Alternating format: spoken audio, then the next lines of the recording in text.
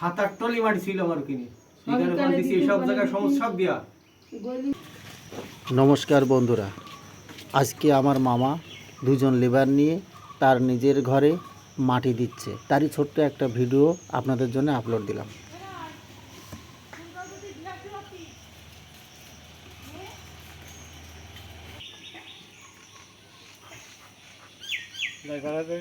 পুষলে হবে না, 10-12টা ছাগল পুষতে, 12-14টা ছাগল পুষতে, খানিকটা ঘাস বুনতে, ওই খেতেরটা খাওয়াই নিয়ে আসতে, বাড়ি এসে দুটো ভুসি ভোটটা এইসব খাবে।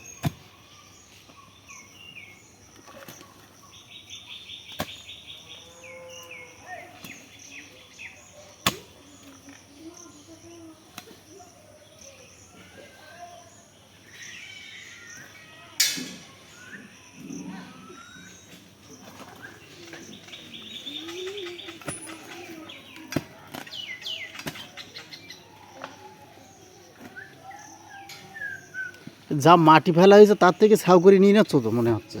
হ্যাঁ হ্যাঁ, তো তাই বলিছে। ওই যেরকম এই আর লাগবে না কি, অল্প কিছু হলে হয়ে যাবে। আজকে দিয়ে 2 দিন হচ্ছে।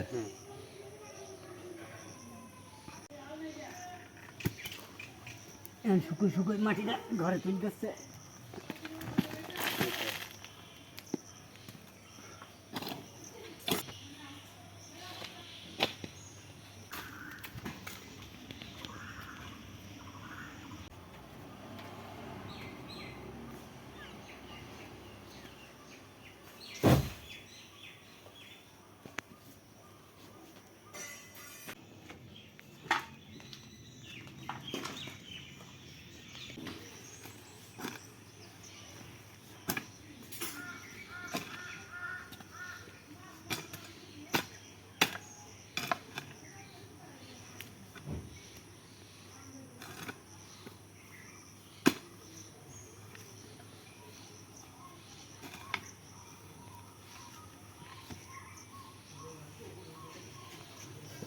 জল টল খেয়েছো?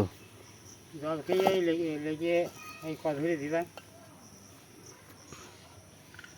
কটা পর্যন্ত? 12টা পর্যন্ত করবা? ওই কালকে 11:30 পর্যন্ত। 11:30।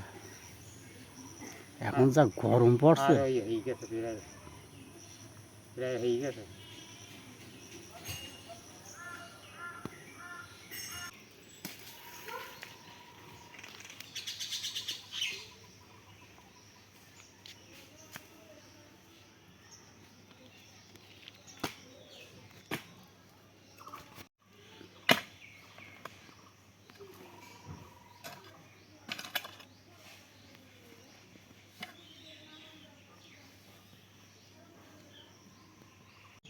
ওই তো 3টে ধরে দেবো।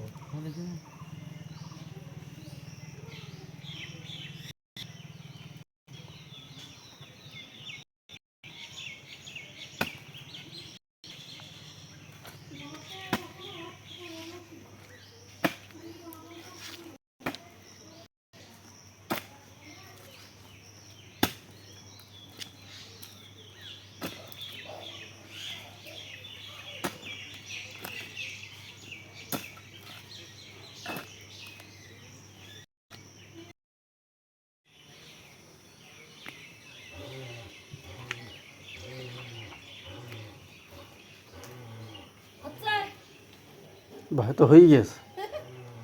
হয়ে গেছে তো। হ্যাঁ তো আমি কোথায় যাচ্ছি? পছন্দ না হয় মেয়েরা তো থাকবে তো। না না, শ্বশুর মশাই পছন্দ হবে না কেন? হ্যাঁ তাই তো, বলো কি কাজ করলে?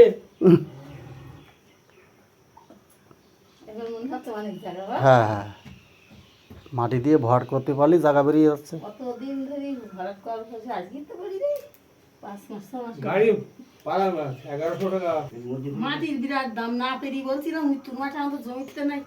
ভ্যান ঠিক করিলাম, যে ভ্যান 80 টাকা করে ভ্যান নেবে, কেটে নিয়ে ঢিল দিয়ে যাবে।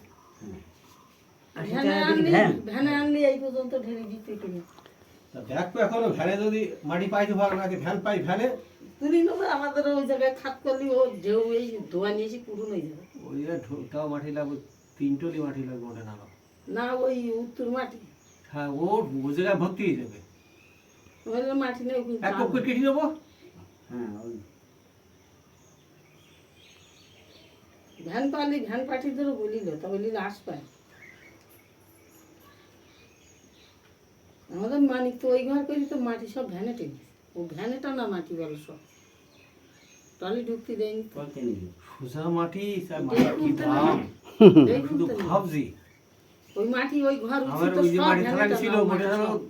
7-8 টলি মাটি ছিল আমার কিনে, সেখানে সবই বল দিছি কানে এসব দিদি, জায়গায় কানে সমস্ত দিদি। সব দেয়া। গলি মলি ওই গর্ত খুঁড়িয়ে আমি তো মাটি বিক্রি করি, সব গর্ত খুঁড়িয়ে আমার সব ভিটি উঁচু উঁচু করা।